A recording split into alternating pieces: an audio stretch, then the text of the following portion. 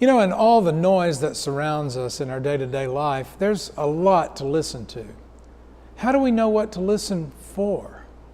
How do we know it when we hear it?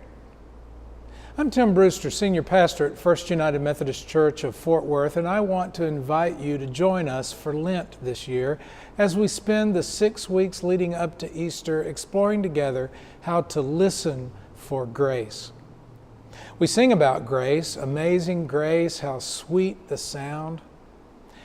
How do we listen for that sweet whisper of grace in all the noise that surrounds us? How do we recognize grace in our day-to-day lives? One of my favorite stories about this comes from the early days of telegraphic communication. A young man is applying for a job as a Morse code telegraph operator by going to the address listed in the ad. He walks into this large, noisy office where a telegraph is clacking away continuously in the background. A sign on the receptionist's counter instructs applicants to fill out a form and wait until they're summoned back to the inner office. So this young man completes his form and sits down with 7 other applicants. After a few minutes, the young man stands up and walks across the room and straight through the door into the inner office.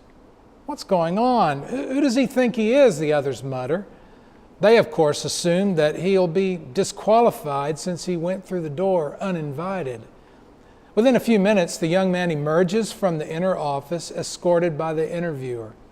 "Gentlemen," the interviewer says, "thank you very much for coming. The job has been filled by this young man." "Well, wait a minute," says one of the other applicants. "I don't understand. He was the last one to come in. We never even got a chance to be interviewed. And he got the job? That's not fair." The interviewer replied, "Well, the whole time you've been sitting here, the telegraph has been clicking out the following message in Morse code. If you understand this message, then come right in. The job is yours."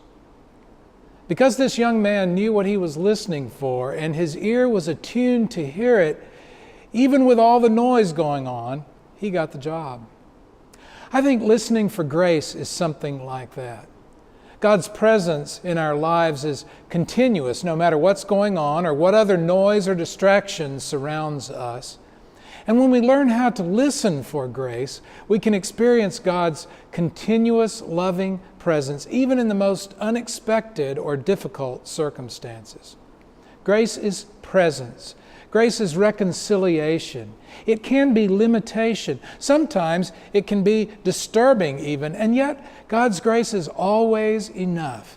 And no matter how or where we experience it, God's grace is transformative.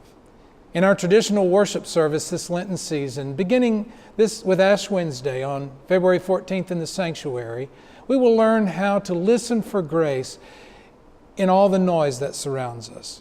I hope to see you there.